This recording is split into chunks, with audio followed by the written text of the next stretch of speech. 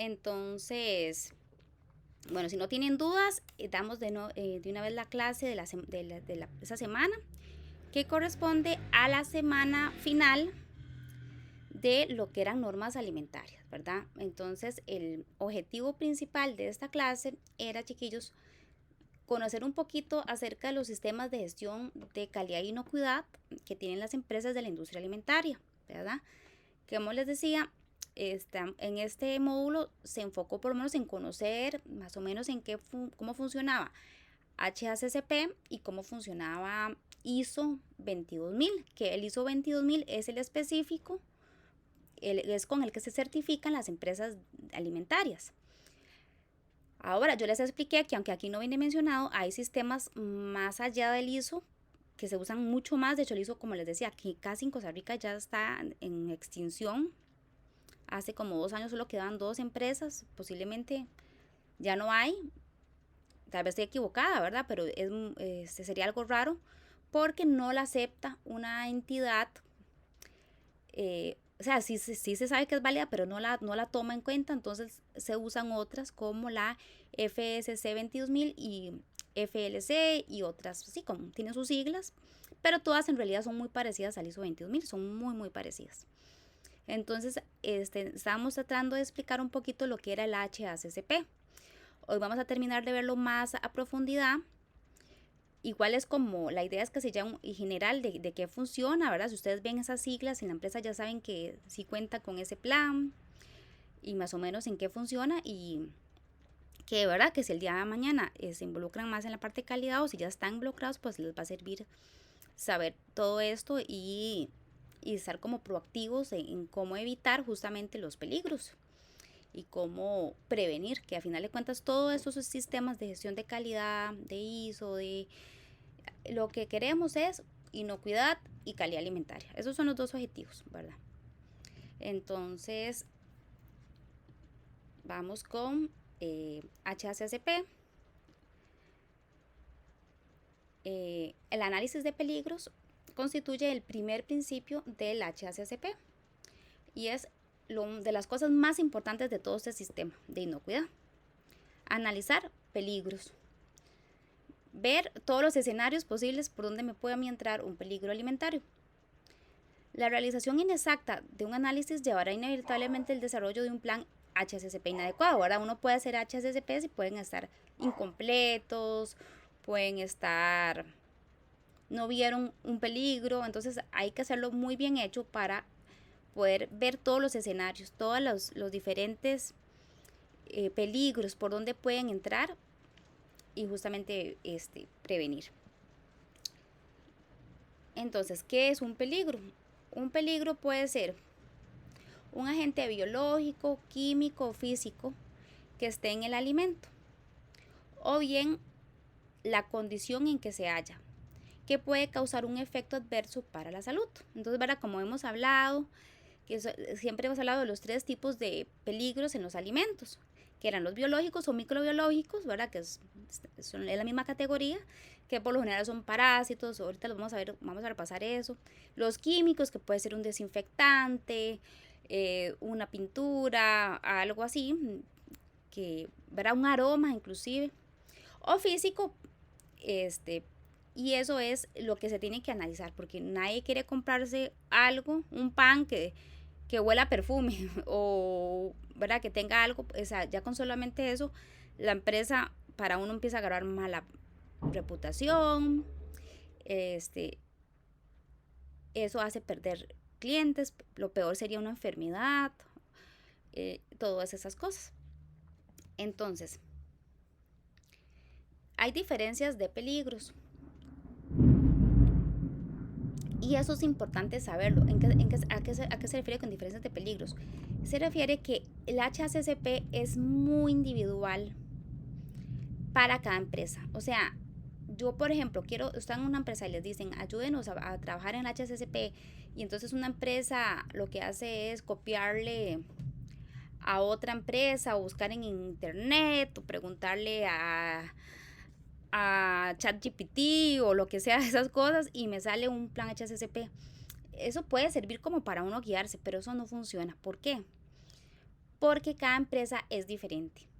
Y yo puedo tener dos empresas vecinas que las dos fabrican exactamente el mismo producto, pero el plan HACCP puede ser absolutamente o bastante diferente entre una y otra empresa. ¿Por qué? Porque son empresas diferentes, entonces los peligros van a tener diferente naturaleza. Por ejemplo, aquí vienen algunos ejemplos de dónde pueden venir peligros en los ingredientes. Entonces imaginémonos que tenemos dos empresas iguales, que no iguales, sino que producen el mismo producto, como decir, no sé, una salsa de tomate. Entonces dice que los peligros pueden ser fuentes de ingredientes. Entonces digamos que yo en la empresa A de salsa de tomate, yo le compro a los agricultores locales el tomate. Y la empresa B lo compra, para hacer la salsa de tomate, compra enlatados. Y la empresa C los compra orgánicos. Entonces yo tengo tres empresas que hacen el mismo producto, pero con solamente de dónde vienen el tomate para hacer la salsa de tomate. Si viene, digamos, de tradicional, pues yo tengo ahí los agroquímicos, los fertilizantes, insecticidas, demás que se usan, más que vienen de la tierra, pueden venir sucios. Entonces yo puedo usarlos, pero yo tengo otros peligros. Y la empresa que los compra enlatados, pues vienen esterilizados, entonces prácticamente no va a haber ahí ningún mucho peligro microbiológico, más si puede venir esporas, ¿verdad? Esas son las que abomban las latas. Entonces yo sé que me tengo que preocupar más en una Clostridium botulinum, por ejemplo, una toxina.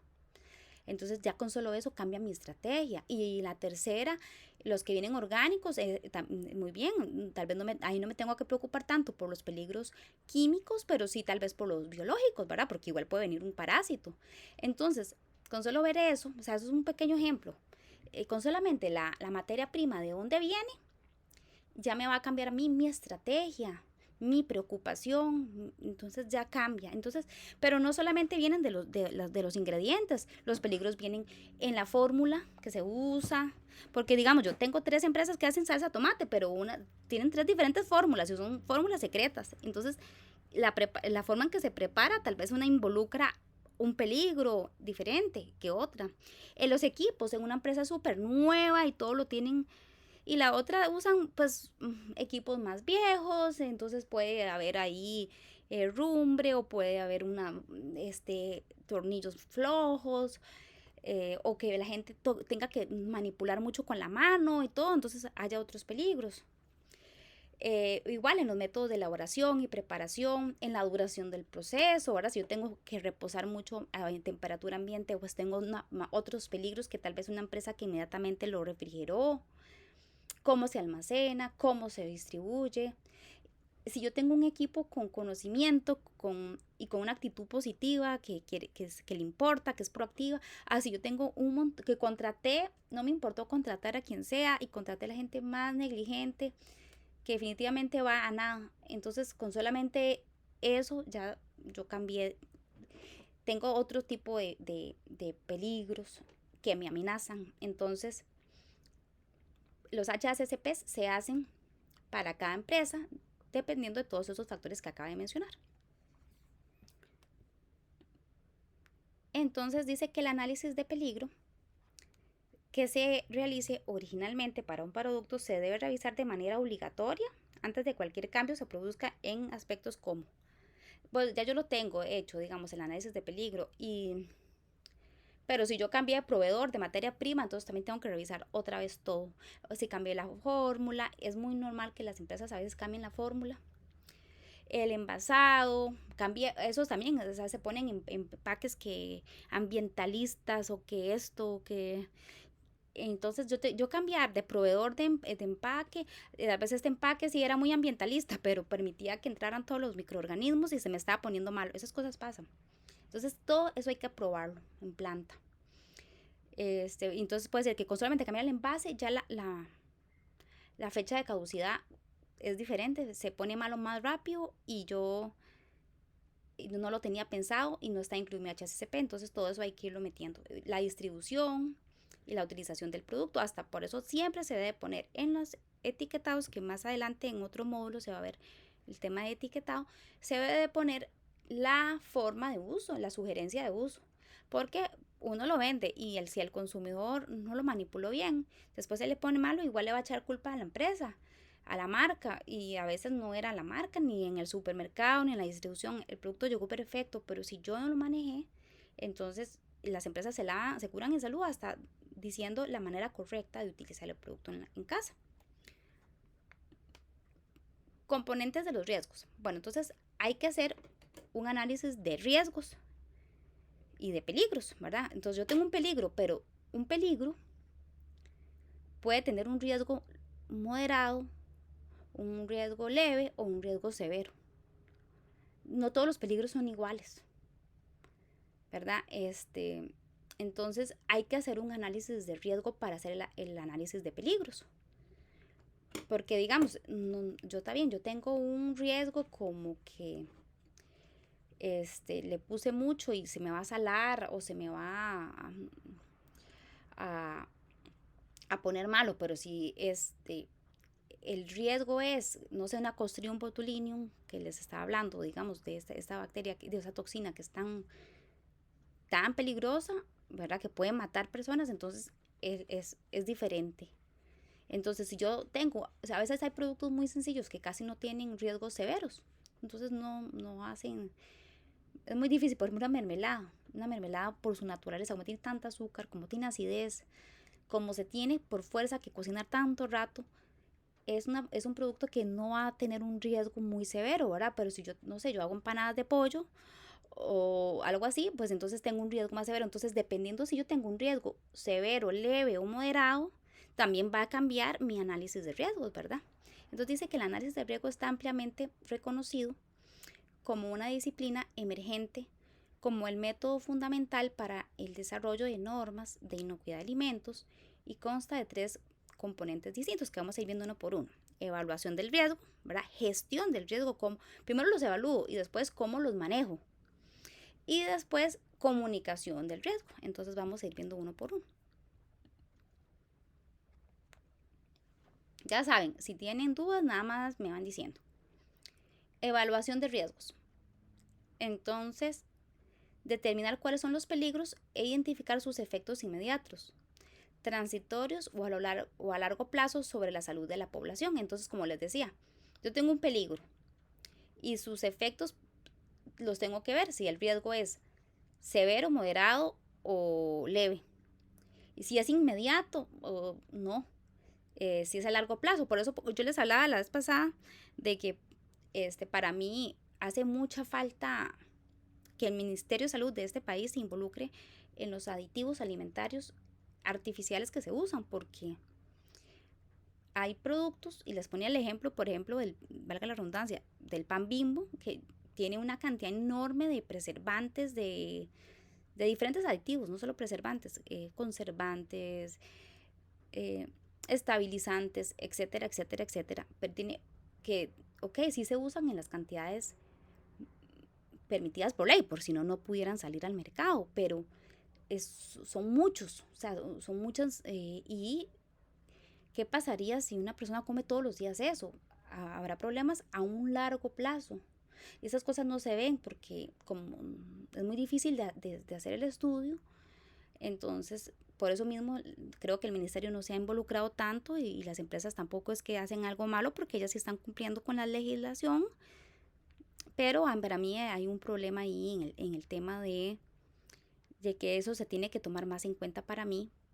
Para mí eso es un peligro y también tiene un riesgo, puede ser hasta severo, puede ser que realmente los colorantes, el rojo 40, que lo tienen hasta productos saludables, hasta yogurts, realmente sean los que estén colaborando, ¿verdad? Eso también va no solo en alimentos, más que todo en medicamentos, que inyecciones y cosas que uno se pone en el cuerpo, que a veces las ponen como buenas y uno no sabe si eso va a tener repercusiones, y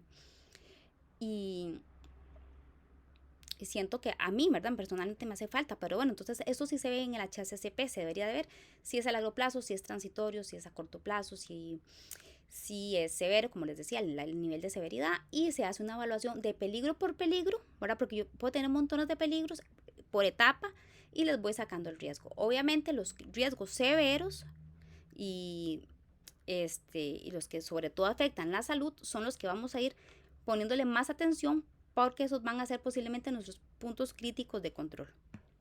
Una vez que hice la evaluación de los riesgos, voy a hacer gestión de riesgos. Entonces voy a hacer las medidas. Ok, tengo el riesgo de salmonela. Entonces mi medida es que voy a cocinarlo, se voy a pasteurizarlo o voy a esterilizarlo, no sé, cualquiera, depende de la empresa. Entonces ya yo tengo una medida. O sea, si tengo este riesgo, pero ya yo lo voy a controlar. Yo voy a tener esta medida. Entonces, así con cada peligro. Medidas apropiadas de control con el fin de prevenir, reducir o minimizar los riesgos a un grado que sea insignificante, que sea que el riesgo sea realmente muy leve. Si pasó algo malo, no pasó nada más que un producto ahí con un sabor raro, pero no afectar la salud de la población. Y comunicar el riesgo. Entonces, se le tiene que comunicar, bueno, en caso que hubieran, qué hacer, ¿verdad?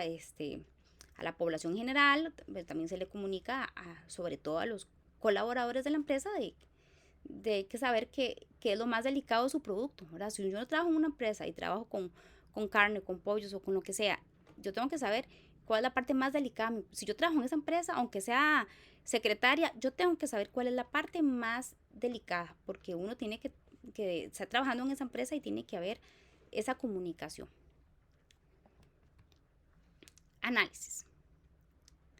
Entonces, vamos a hacer el análisis de peligros. Entonces, vamos a dividir 5 actividades. Primero vamos a revisar los materiales incorporados. Después vamos a evaluar las operaciones, o sea, ¿se acuerdan del diagrama de flujo? Cada operación es cada cuadrito. Por ejemplo, residuo de materia prima es uno. Para hacer aquel famoso ejemplo que les puse del colado de manzana, del Herbert, digamos, de manzana. Segundo paso, la segunda operación, uno le dice paso, pero en realidad son operaciones unitarias. La segunda operación unitaria es, después del almacenaje, pelado y troceado. La tercera operación unitaria sería despulpado. Cuarta operación, cocimiento. Entonces se evalúa operación por operación, porque en cada etapa pueden entrar peligros nuevos. Observar las prácticas reales de operación, o sea, ir a ver cómo lo hacen, cómo lo manipulan, porque puede ser que había nuevos peligros que yo no vi cuando estaba haciendo, pero uno va y lo ve en acción, uno obviamente tiene más claridad. Y se miden, por ejemplo, puedo medir pH, ahorita vamos a ver los parámetros que ya habíamos visto, vamos a repasarlos porque son los mismos que se usan aquí para controlar los peligros, ¿se acuerdan? La cantidad de agua, cantidad de azúcar o sal que ayudaba, cantidad de la temperatura, el tiempo. Esas son las cosas que nos ayudan a controlar, porque uno ya sabe que a tal temperatura, por tanto tiempo, me mata sí o sí todo lo patógeno. Entonces, yo tengo que medir para estar seguro que mi producto va bien, mi proceso va bien. Y se hace un análisis de las mediciones. Entonces, vamos a ir una por una de estas, los análisis. Revisamos los materiales incorporados. Entonces dice, se necesita el registro, el registro de descripción que elaboramos en las etapas preliminares, así como la lista de ingredientes del producto y de otros materiales utilizados durante el proceso, ¿verdad? Todo lo que yo ocupé durante la elaboración. Hasta cómo desinfecté, o sea, cosas que la gente no sabe y no estar en los ingredientes, pero yo usé tal desinfectante a tal concentración, todo lo tengo que revisar. Evaluar las operaciones de elaboración, entonces lo que yo decía, las operaciones unitarias, cada una de recibo, picado, etcétera. La finalidad es identificar los peligros que yo les decía relacionados con cada operación de elaboración, con el flujo de productos y con las rutas habituales de tránsito de los empleados. También eso se hace, las operaciones unitarias una por una, y también cómo es el flujo en la empresa. O sea, esta es la estación donde se pelan y se pican, ¿no? Aquí tengo las tablas de picar.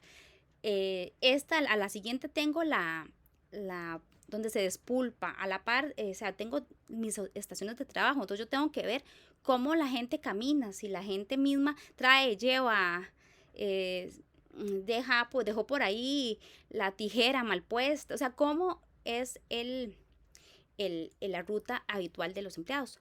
Buenas noches, Alex. Si tiene alguna duda, me la hace saber. En cualquier momento me pueden cortar y hacer la pregunta que ustedes gusten. Yo lo que quiero, a mí lo que más me interesa es que ustedes les quede muy claro. Observar las prácticas reales de operación. Eso es lo que les decía, ¿verdad? Cómo es en la vida real el equipo HACCP, que tiene que ya estar conformado. Eso ya lo hemos visto antes, son las etapas previas. No podemos hacer un HACCP si no teníamos las BPMs, el equipo, los procedimientos operativos, ¿verdad? Lo que llamamos los prerequisitos, eso tenemos que estar. Entonces ese equipo ya formado va a ir a identificar los peligros, a ver cómo se manejan. Entonces tienen que hacer 4 acciones en el paso de observar las prácticas reales. Son 4 acciones, que es examinar, observar, la observación, considerar y analizar. Entonces, en examinar, la operación durante el tiempo suficiente como para estar seguro que abarca las prácticas o procesos habituales, que no estoy haciendo nada más ni menos de lo que yo estoy haciendo.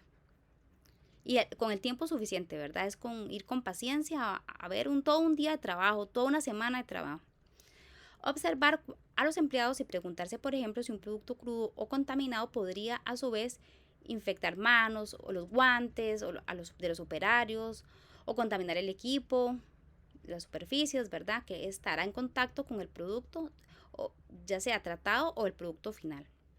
Considerar las prácticas higiénicas, anotar peligros existentes y finalmente analizar si el proceso contempla una etapa de eliminación.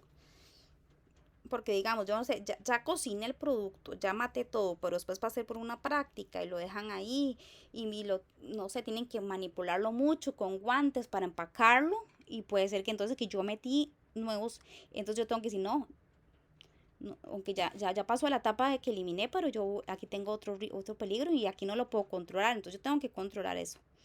En caso afirmativo, se debe concentrar atención en la posible contaminación cruzada tras esta operación. Después de eso, se hacen las mediciones, lo que yo les decía, vamos a ir viendo uno de los parámetros. Por eso es que cuando uno ve manipulación de alimentos y en los módulos pasados habíamos visto eso, porque eso siempre se está repitiendo, porque eso son las maneras que tenemos para controlar, ¿verdad? Y esto viene de tiempos, ¿verdad? Desde la Edad Media. Tal vez la gente no sabía, pero sí sabían que las mermeladas me iban a durar todo el invierno. Y sabía que si cocinaba, salaba la carne, la secaba, no se ponía mala. Entonces son cosas muy viejas, aquí no es nada nuevo, no se está inventando el agua tibia, pero siguen siendo súper útiles. Y ahora tenemos pues todo muy automatizado, muchos ¿verdad? Que termómetros, entonces ahora tenemos muchas cosas que facilitan, pero es siempre el mismo principio de conservar de alimentos. Entonces dice, se hacen mediciones. Entonces tenemos los parámetros que van a cambiar dependiendo de mi producto, ¿verdad? Entonces, o sea, si yo tengo un producto que no necesita ni siquiera cocinar, ¿verdad? Como por ejemplo, para un ejemplo, un picadillo mínimamente procesado, esos que se venden crudos. No, eso es uno lo compra crudo para hacer uno el picadillo en la casa, esos que vienen empacados. Obviamente en ese caso no me aplica temperatura.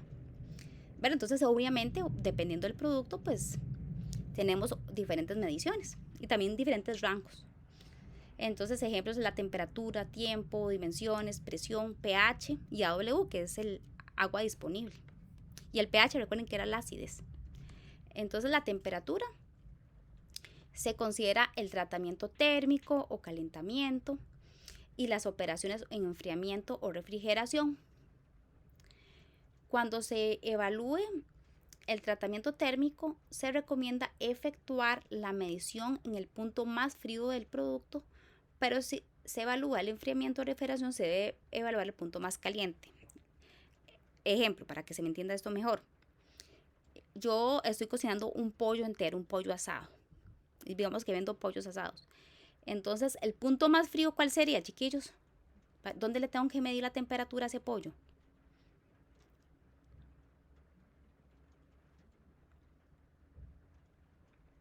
¿Nadie?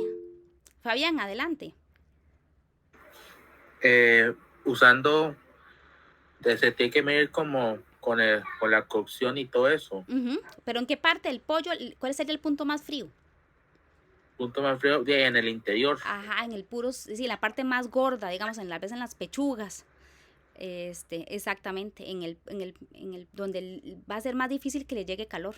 Porque si uno le mide, no sé, digamos las alas o las partes externas, obviamente ahí sí va a estar hirviendo. Entonces en el punto más, ¿verdad? Muy bien, Fabián. También, y al revés sería, no sé, si es algo frío, una ensalada o algo así, tal vez los centros, donde cuesta más que llegue la temperatura. ¿Y por qué se mide ahí? Para yo estar seguro que si en la parte donde menos calor le va a llegar está bien, significa que el resto está bien, ¿verdad? Y también por lo general también a veces se dice que se mida en 3 puntos también. 1, 2 o 3. Entonces, para estar seguro de que en todo mi producto está a la temperatura correcta. En los procesos de cocción, pasteurización, enfriamiento, almacenamiento, descongelación, o sea, en todas las etapas. La temperatura no solo es en la cocción, también en el almacenamiento, ¿verdad? Que la refrigeración sea menos de 5 grados centígrados. Que la pasteurización tiene que ser tanto tiempo a tanto, 72 a 15 minutos. El enfriamiento, o sea, los camiones de repartidores, yo le mido la temperatura en todo momento porque esto es vital, o sea, la temperatura es uno de los más importantes. Ya sabemos por qué, ¿verdad? La zona de peligro. Medir dimensiones, por ejemplo, de los recipientes utilizados para mantener los alimentos que se están enfriando, la profundidad de la masa alimentaria, o sea, tener recipientes apropiados para los alimentos apropiados. Medir la presión. La presión, el espacio libre, el procesamiento de ventilado, ajuste de cierres, de empases, temperaturas iniciales y cualquier otro factor ético para la buena ejecución del proceso programado. Ahora, como les digo, eso va a depender de lo que se esté haciendo. El pH es lo mismo, es acidez. Eso también es muy importante porque la acidez es un parámetro que definitivamente la mayoría de los microorganismos que enferman, o sea, los patógenos, no les gusta lo muy ácido. Aunque ya sabemos que hay unos que sí crecen en el ácido, pero los que enferman por lo general no les gusta. Entonces es muy importante. Entonces si el producto se presta a ser ácido, entonces yo mido la acidez. Entonces durante el proceso, al producto acabado, ahora ya lo terminé, le agarro unas muestras y las voy y las mido antes de que se hagan. Eso hace el departamento de calidad, siempre está agarrando muestras al azar y se las lleva, como para saber que todo va bien, como todo va bien, check, vamos bien, eso es todos los días, desde nunca acabar, porque justamente eso es lo que da la calidad, seguimiento. El AW, que ese también es otro muy importante porque la mayoría de las bacterias que enferman no les gusta, les gusta que esté con agua, ¿verdad? Necesitan tomar agua. Entonces, si es algo muy seco, si tiene un AW muy bajo, eso es A, activity, W es water, entonces es la actividad del agua. Entonces se mide la actividad del agua, si es posible, se usan muestras duplicadas, se hacen correcciones, se considera la temperatura, a veces la temperatura afecta, entonces que no estoy llegando, si estoy llegando, entonces eso es lo mismo como los anteriores. Y después de que ya tengo todas mis mediciones de todos los parámetros necesarios, y pueden haber otros, ¿verdad? Como les digo, dependiendo de la empresa, ¿verdad? Del producto que tenga. Pero esos son como los más importantes. Esta área debe realizar una persona competente, con formación científica apropiada, para interpretar correctamente los datos objetivos. Por lo general puede ser un ingeniero en alimentos, un ingeniero químico. Se hace, ya ahí sí es un poco más, o sea, de llevar estadísticas, de saber que todo vaya bien o hay un peligro, hay un riesgo, es lo que estamos haciendo, análisis de peligros. peligros físicos, ¿verdad? Entonces los peligros físicos ya sabemos que son los objetos extraños en el alimento que me puedan causar dolencias, lesiones. Pueden ser el resultado de una contaminación o de las malas prácticas en muchos puntos de la cadena alimentaria, ¿verdad? Que tiene metal, vidrio, piedrecitas, todo eso. Eso puede ser desde la finca hasta en el lugar donde se vende, el punto de venta. Entonces, los peligros químicos, toda sustancia química presente en el alimento, ya sea hasta forma natural, como les decía, como una toxina que él produzca, intencional o accidentalmente. Y aquí podemos intencional porque han habido casos, esto se llama, ahora hay un área en las empresas, es algo muy nuevo, pero ya se está usando, que se llama el área de la defensa de los alimentos. En inglés se dice food defense. Lo digo en inglés es porque casi siempre las empresas lo ponen en inglés, pero si oyen ese término, el defensa de los alimentos, es porque ahora se sabe que se pueden usar como ataques, hasta cuando hay guerras y cosas así. Entonces se podría usar como una manera es intoxicando a la población. Entonces, y puede ser intencional,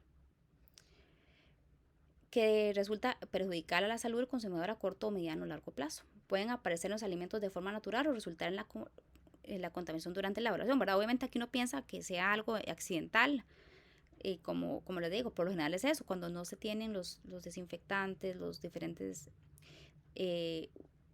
recipientes para limpiar, para mantener, y hay un peligro. Cuando se guardan cerca, se riegan, no hay una conciencia, eso puede pasar en cualquier momento.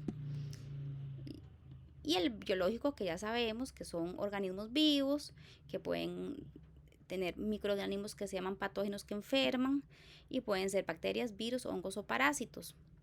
Entonces las bacterias ya sabemos que están llenos todos los alimentos casi de bacterias, pero las que son las patógenas son las que enferman. Están en los alimentos crudos, también en los cocinados, pero como les digo, las bacterias patógenas son las que nos interesan, las demás son normales. Hasta hemos hablado que hay benéficas. Los alimentos cocinados, si no son adecuadamente manipulados, almacenados, son caldos de cultivo, son cultivo de bacterias. Entonces, porque recordemos cómo se multiplicaban, se multiplican de manera logarítmica, entonces es rapidísimo, se pueden hacer cantidades enormes. Los virus pueden venir en el agua, como la hepatitis A, que viene del agua, los alimentos, contacto humano, animal u otro. No pueden reproducirse fuera de una célula viva, por lo tanto no pueden multiplicarse en alimentos, solo pueden ser transmitidos. Entonces los virus no van a crecer y crecer y crecer como las bacterias, pero el virus que ya estaba ahí igual me puede contaminar, pero no va a crecer más. Entonces es una ventaja. Las bacterias por lo general, por eso son las que más atención le ponemos. Los hongos, esos sí son bastante normales, como los mohos y las levaduras, que nacen y arruinan el producto, ¿verdad? Porque tienen su olor, su sabor. Y hay unos que a veces se hacen tóxicos y tiran lo que se llaman micotoxinas. Mico significa hongo, entonces son toxinas del hongo que afectan a los seres humanos y a los animales.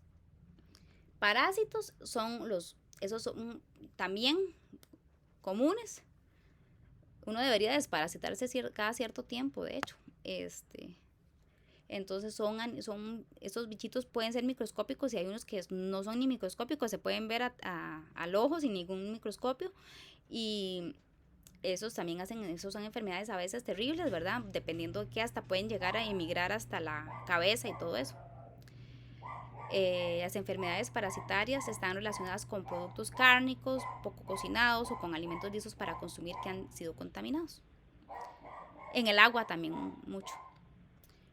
Entonces, ¿cómo vamos a controlar los peligros físicos? Los peligros físicos los vamos a controlar controlando la fuente, ¿verdad? De dónde puede venir, los tornillos. Entonces, cuando se hace el plan HACCP, entonces se ve en cada fase dónde podría entrar una uñita, una pestaña o esto. Entonces se vea uno por uno la fuente, dónde salen, el procesamiento, cómo se procesa, y el control ambiental, ¿verdad? Que en el ambiente puede haber. Los químicos, lo mismo, fuente, procesamiento, en el almacenaje, ahí donde a veces están más que todo, el almacenaje, cuando los que les decía, puse alimentos y en la misma bodega tengo también los desinfectantes. Entonces, cuando me di cuenta, el producto sabía a Lysol o a Sanipine.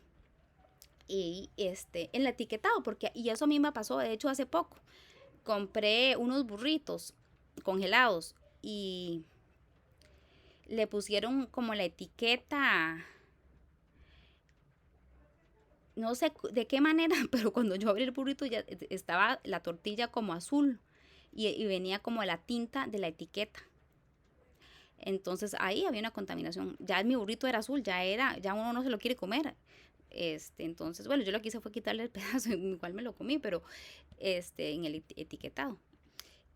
Control de peligros biológicos. Entonces, reducir el peligro, lo primero es reducirlo, que sea significativamente, o sea, por eso se hacen mediciones, por eso muchas empresas también tienen sus microscopios y ahí pueden ir viendo la cantidad de bacterias. Impedir, lo más importante es la prevención, que no crezcan, entonces, con las temperaturas, con la higiene y controlar la contaminación. Entonces, los puntos críticos de control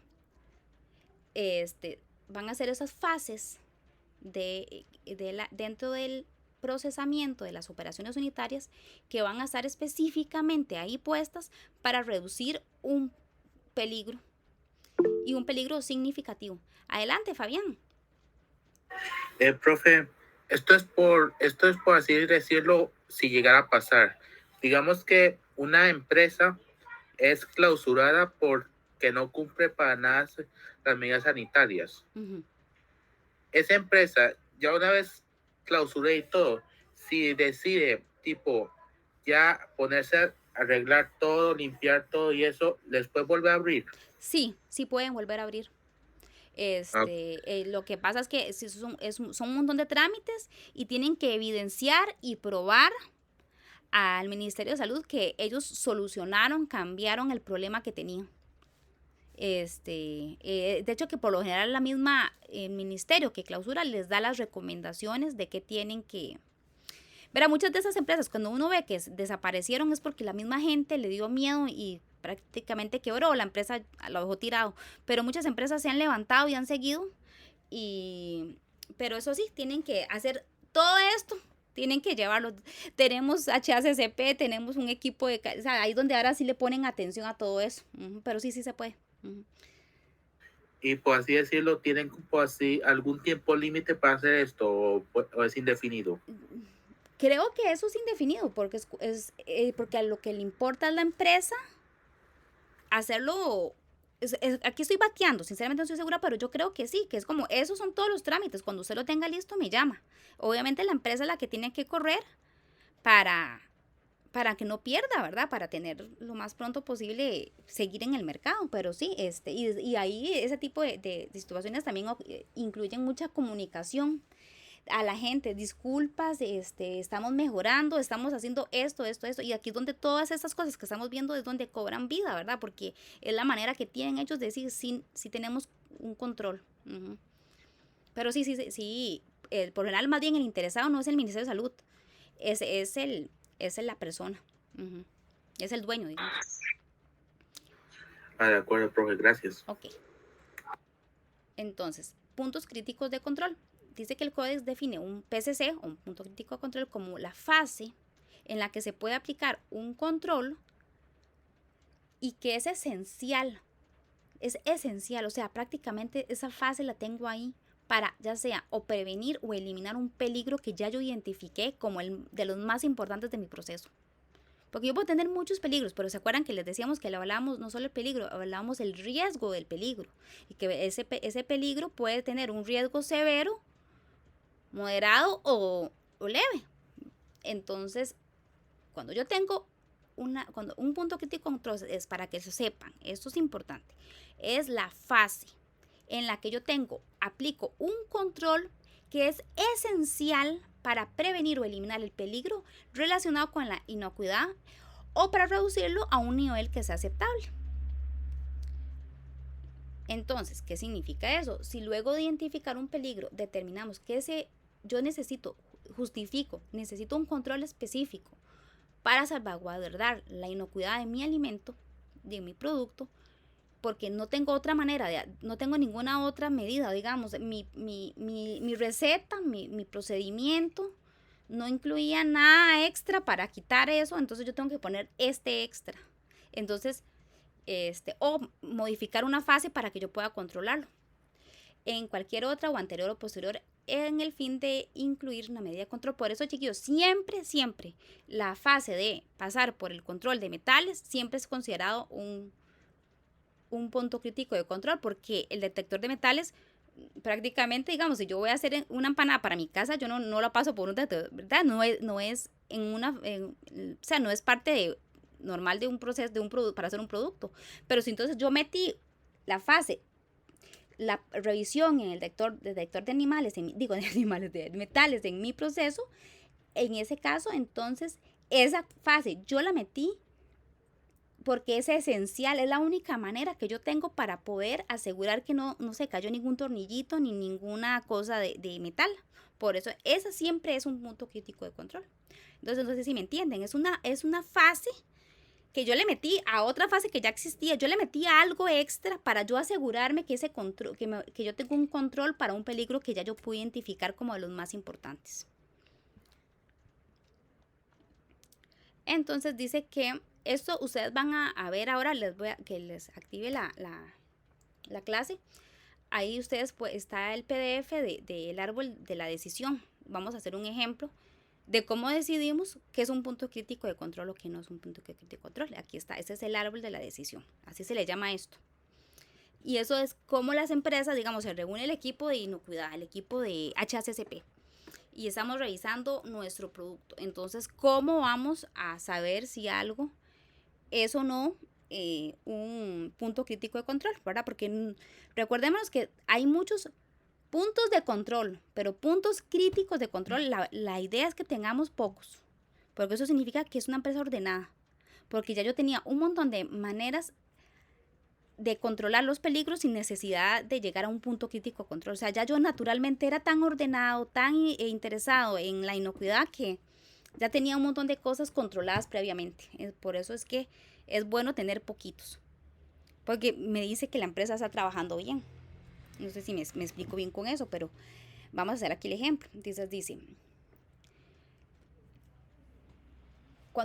si les toca hacer algo, esta es la manera más correcta de poder decidir. Existe una o varias medidas preventivas de control. Existe una o varias medidas preventivas de control. Entonces, no sé, imaginémonos el detector de animales, no sé por qué les digo animales, de metales. El detector de metales, vamos a pensar en esa fase. Entonces estoy pensando en el peligro físico de un tornillito. Entonces dice, tengo una o varias medidas. Sí, tengo una, digamos, tengo el detector. Entonces, aquí ven que tengo sí y no. Entonces, si yo sí la tengo, entonces voy a la siguiente pregunta. ¿Ha sido esta fase específicamente concebida con la única razón para eliminar o reducir ese peligro que dijimos que era tener metales a un nivel aceptable o reducirlo completamente el peligro? Mi respuesta sería sí, por eso puse un detector de metales. Entonces, ven que me voy aquí al rojo. Sí, es un punto crítico. Ahora hagamos otro ejemplo. Dice, ¿existe una o varias medidas preventivas de control? Entonces, digamos que no tengo muchas, entonces es necesario tener un control en este paso. Entonces uno va como, digamos, en el recibo, es necesario tener un control. Yo digo, no, porque sinceramente solo estoy recibiendo y no tengo aquí, o sea, tal vez mi peligro son las bacterias, pero en este caso no, entonces no es un punto crítico. Entonces, esa es la manera de ir haciendo preguntas. Por ejemplo, vamos a pensar ahora en la pasteurización del colado de manzana. Entonces dice, ¿existe una o varias medidas de control? Yo digo, sí. Bueno, ha sido esta fase concebida para un nivel aceptable presencia del peligro. Entonces, si yo digo sí, digamos, tengo la cocción solo por eso, es un punto crítico de control. Si fuera que no, entonces ahí sigo preguntando, ¿podría un peligro identificado producir una contaminación? O sea, si yo no tengo aquí algo, esto piense bien, esto no le podría afectar a su empresa o no le podría subir la cantidad de peligro a un nivel que sea inaceptable. Entonces ahí es donde uno va tomando la decisión, pero eso se hace peligro por peligro. Entonces no sé si está claro para seguir con la otra. Esto es muy importante. Ojalá lo puedan bajar y guardar. Eso igual está en internet. Se llama el árbol de la decisión de los puntos críticos de control. Aquí es que no se me ocurren esto muchos ejemplos, pero ahora al final vamos a hacer algún ejemplo. Les voy a enseñar algunos ejemplos hechos yo creo que se entiende mejor cuando uno ve un ejemplo, pero como les digo, esto va a preguntársele peligro por peligro, peligro fase por fase. Y así es como se hace el análisis de peligros. Por eso es que es tan estricto. Después de tener mis peligros, mis puntos críticos de control, ya los saqué. Tengo 2. Entonces yo ahora lo que tengo que tener es el límite crítico. El límite crítico es mis parámetros, por ejemplo. Un límite crítico puede ser que yo tenga la temperatura en un rango de tanto a tanto. Ese es el límite. Si se pasó de esto, entonces ya es inaceptable. O sea, si no llega a esta temperatura por tanto tiempo. Esos son mis límites. A cada punto crítico yo le tengo que sacar un límite crítico. Para que yo tenga un criterio objetivo, que yo medible, para saber si es aceptable o es inaceptable mi punto crítico de control. Por eso es que los escogí como puntos críticos, porque son muy críticos, valga la redundancia. Entonces ahí yo le tengo que poner entonces un límite que es un criterio que permite distinguir lo aceptable de lo inaceptable. Es decir, los valores, ya sean mínimos o máximos, por ejemplo, pueden haber rangos de un parámetro, ya sea físico, químico o biológico, que deben ser controlados como con el punto crítico de control. Entonces, justificación de los límites críticos. El establecimiento de los límites críticos puede obedecer a la necesidad de satisfacer las exigencias de las regulaciones gubernamentales. A veces los límites críticos, por lo general, están en la legislación nacional, que me va a decir a mí cuánto es lo máximo, por ejemplo, de carga bacteriana en una empanada de pollo. O sea, van a haber bacterias, pero ¿cuál es el límite? O sea, en una cantidad muy pequeña no me va a pasar nada. Entonces, hay reglamentos, yo los he revisado, hay legislaciones que me dicen a mí cuánto es el mínimo y cuánto es el máximo permitido. Entonces, o en algunos no se permite nada, tiene que tener 0, ¿verdad? Obviamente si es una Clostridium, ahí 0. Por eso les decía, esto va a ser muy cambiante dependiendo de cuál es mi peligro, que estoy analizando. Entonces, pero por lo general, las normas del país me dicen a mí cuáles son mis límites críticos. También las mismas normas de la empresa, si es de calidad, yo puedo hacer un HACCP también para calidad, como este es el nivel máximo de dulzor y mínimo. O sea, para que yo tenga un producto excelente, tiene que estar en este rango. Pero eso por lo general es esa parte, el HACCP para la calidad esa parte, eso es solo para la parte de peligros, de salud. Entonces, ¿para qué tener un límite crítico? Para tener un producto que tenga calidad, para prevenir, lo más importante, para que no se sobrepase. Yo tengo un límite y no puedo sobrepasar. Y dice variabilidad, para considerar la variabilidad normal del equipo usado, porque los equipos a veces fallan y todo. Entonces, yo estoy revisando para saber que siempre, aunque hayan variaciones, siempre se mantenga en un rango. Ejemplos de los límites críticos. pH, como les decía, por eso antes los estudiamos, porque esas son las maneras de controlar los peligros. La acidez, que es el pH, la temperatura de llenado, temperatura interna, como les digo, puede cambiar dependiendo de la naturaleza, temperatura del horno, velocidad de la banda del horno, temperatura de la cámara de refrigeración, cantidad permitida de aditivos y etcétera, etcétera, etcétera, cantidad por ejemplo, de fertilizantes, se le puede hacer un test, si viene muy cargado se devuelve. Y esto es interminable, ¿verdad? Dependiendo, es que pueden haber 1000 escenarios porque hay miles de productos con miles de procesos. Entonces, como les digo, eso va a ser, por eso les decía, esto es muy, muy,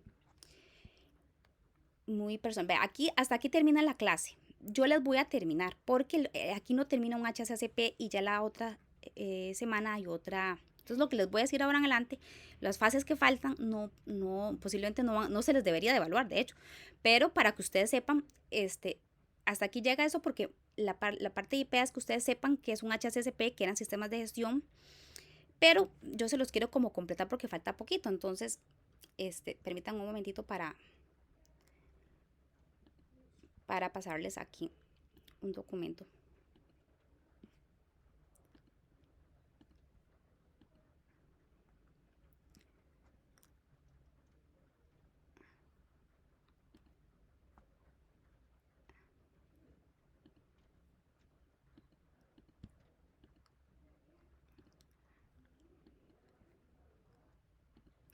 Vea, chiquillos, aquí sí ocupo que me hablen algunos porque no los veo, entonces no sé si tienen alguna duda o algo, me dicen.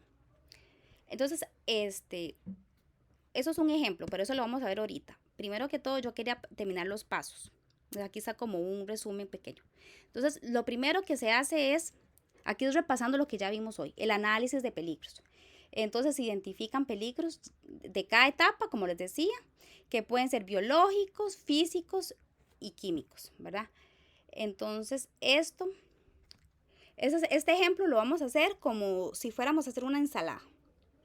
Entonces, los peligros, por ejemplo, en el biológico puede haber salmonela, E. coli o listeria, son muy famosos en los vegetales. Los físicos, que haya vidrio, plástico, ¿verdad? Las ligas que a veces vienen de las canastas. Y los químicos, pesticidas en los vegetales. Entonces, ese es como ejemplos. El primero era análisis de peligros. El segundo, vamos a sacar los puntos críticos de control.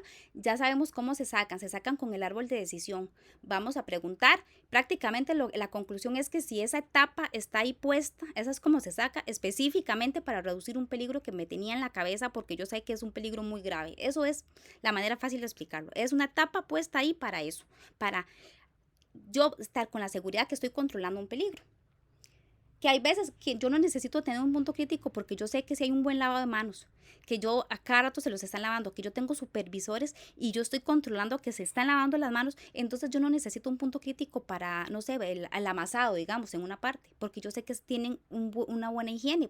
Entonces yo sé que con la manipulación de alimentos eso está controlado, pero hay partes como que yo sé que la única manera es cocinándolos, entonces yo tengo que poner ahí cocción. Ven, a ver si, vamos a ver, entonces dice que el ejemplo que ponemos, dice determinar, entonces dice, recibimos, entonces vamos a ir viendo etapa por etapa. Recibo ingredientes, entonces me fijo la temperatura, los vegetales y todos los ingredientes perecederos que le voy a poner. Y también reviso la temperatura, cómo venía el transporte. Entonces, un punto crítico, digamos que si yo los compraba fríos, los compraba ya hechos, así, esos que venden, esas ensaladas que venden ya hechas, entonces yo me tengo que revisar la temperatura de la recepción. El límite crítico es que sea menos de 5 grados centígrados. Lavado de vegetales, otra etapa. Tienen que lavar para quitar pesticidas, patógenos, entonces ahí sería el método de lavado, el que podría ser el punto crítico, que puede ser no serlo, como les digo, eso lo determina cada empresa. El que podría ser es el método de lavado, el límite crítico, que por lo menos 2 minutos con agua potable. Almacenamiento de ingredientes, bueno, entonces ahí sigue el ejemplo. Pero el siguiente paso era establecer los límites críticos, que hasta aquí llegamos, ¿verdad? Que como les digo, puede ser temperatura, puede ser tiempo, puede ser AW, puede ser pH, puede ser presión, puede ser diferentes temperaturas de diferentes partes del proceso dependiendo de lo que estoy analizando. Esos son los límites críticos. Después, el otro paso que falta, el paso 4 de un HACCP es monitoreo. Entonces, entonces yo tengo hojas, por ejemplo, de temperatura. Entonces yo tengo que, no sé, medir a cada lote 3 veces la temperatura. Y por ejemplo, en mi producto lo más importante es medirle directamente al alimento, en otros no, a la cámara de horneado. Es que dependiendo de lo que estoy haciendo, pero ese es el monitoreo. Llevarme ciertas muestras cada cierto tiempo y medir la humedad. O el pH. Entonces, esa es la manera que después de los límites críticos, yo tengo que monitorear esos límites críticos todos los días para ver que no se esté pasando. Es como lógico, ¿verdad? La que sigue, las acciones correctivas. Entonces, ¿qué pasaría? No sé, no estoy no estoy cumpliendo. Entonces, yo tengo que hacer una medida correctiva, ¿verdad? Porque eso es un HACCP, ok. Ya tengo mi peligro. Ya tengo mis puntos críticos de control, ya tengo los límites máximos. Después de eso los estoy monitoreando todos los días, a todas las horas. ¿Y qué pasa? Entonces hay que pasar en el escenario. Todas las empresas tienen sus errores. Por supuesto, somos humanos los que trabajamos y van a haber errores. A veces también las máquinas se sobrecalientan, no trabajan con la misma eficacia, se empiezan a dañar. Entonces, ¿qué pasa? Tener acciones correctivas. Entonces, aquí un ejemplo. Si los ingredientes no están a la temperatura cuando los recibimos, entonces una acción correctiva es se los devuelvo o los voy y los refrigero, dependiendo del escenario. Si los vegetales no han sido lavados, entonces volverlos a lavar. Yo hice una prueba y están muy sucios, va de nuevo. ¿Verdad? Muchas veces la verificación también puede ser visual, no tiene que ser todo solo con laboratorio. El paso 6 es justamente la verificación. Entonces, ¿cómo se hace esto? Con auditorías internas, con el mismo equipo HACCP. A veces hay empresas que le pagan a otras empresitas que vengan y me hagan sorpresas, y también la misma gente que me acredita a mí vienen y me hacen otra auditoría externa. Entonces, y son por lo general, muchas son planeadas, muchas son sorpresa. Entonces, yo no sé en qué día del año, no sé en qué día del mes van a venir a revisarme. Entonces, yo siempre tengo que estar perfecta porque en cualquier momento me hacen una auditoría y en una auditoría me pueden quitar el sello de HACCP o de ISO o de FSC 22000 o lo que sea que yo tenga. Entonces, las empresas se lo toman muy en serio. Las auditorías se ponen a todo el mundo estresado. Me imagino que ustedes, alguno lo ha vivido. Y el último paso es lo que siempre tenemos, la documentación y registro. Tener todo documentado, todos los expedientes, todas las temperaturas de todos los días, ojalá hayan graficado, todas las acciones. Vea, el día tal tuve este problema, el lote tal tenía una acidez un poquito más alta de lo que tenía que ser, la acidez. Y después de eso, un momento, disculpe.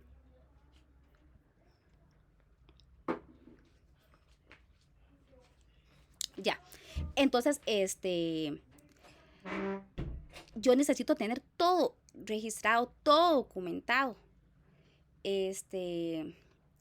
Tiempos de lavado, ocasiones de correctivas, pues que son todos los registros, ¿verdad? La limpieza, la desinfección, todo documentado y todo registrado, porque como les decía, siempre lo repito y lo voy a seguir repitiendo, lo que no se apunta no se hizo, no existe.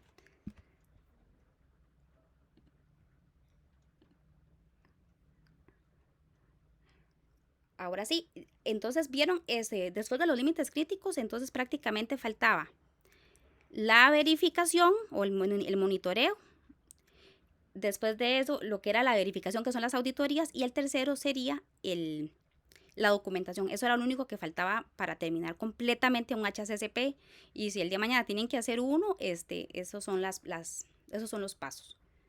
Hasta aquí voy a ponerles como un videito muy pequeñito como para cerrar, para terminar de amarrar las ideas, pero sí me gustaría saber si alguien tiene alguna duda.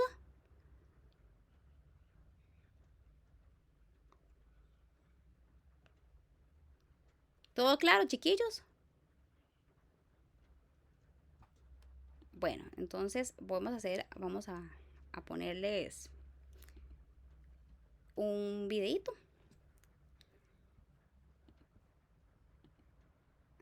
Ahora sí. Es HACCP y BPM. Es un sistema de análisis de peligros y puntos críticos de control.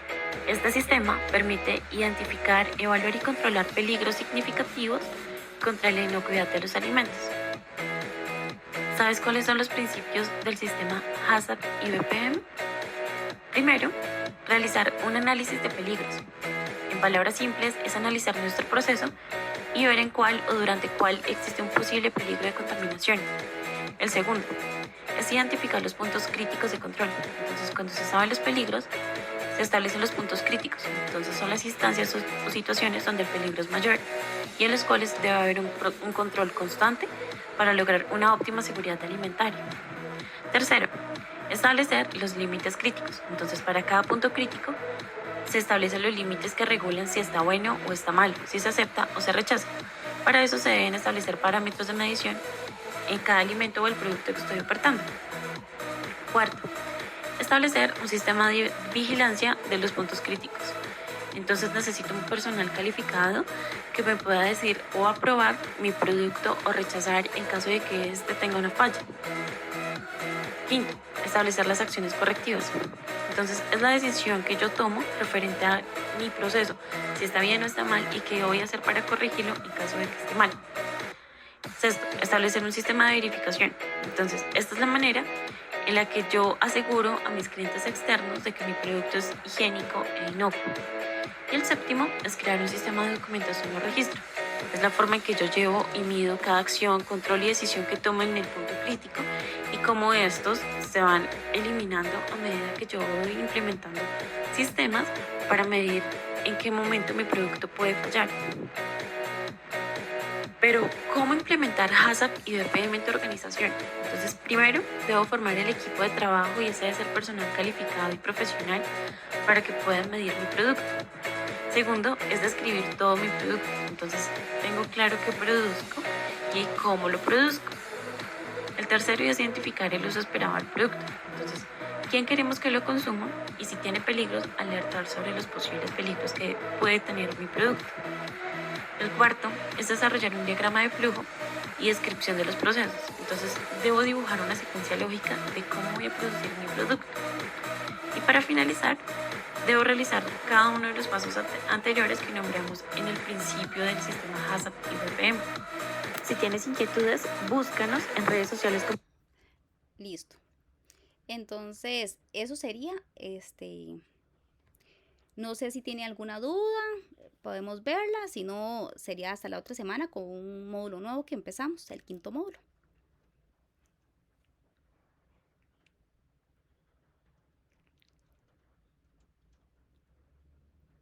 ¿Todo bien? Ok, listo. Excelente, chiquillos, veo que está claro. Espero, porque no tienen ninguna pregunta, entonces o no entendieron nada o todo está muy claro. Esperemos que sea que todo está muy claro. Entonces, bueno, suerte en el examen y nos vemos, si os quiere, la próxima semana. Ya les voy a habilitar la clase y apenas que esté descargado el video, de una vez se los pongo. Muchas gracias, profe. Buenas noches. Buenas noches. Muchas gracias, profe. Buenas noches. Muchas gracias, profe. Buenas Con noches. gusto. Buenas noches.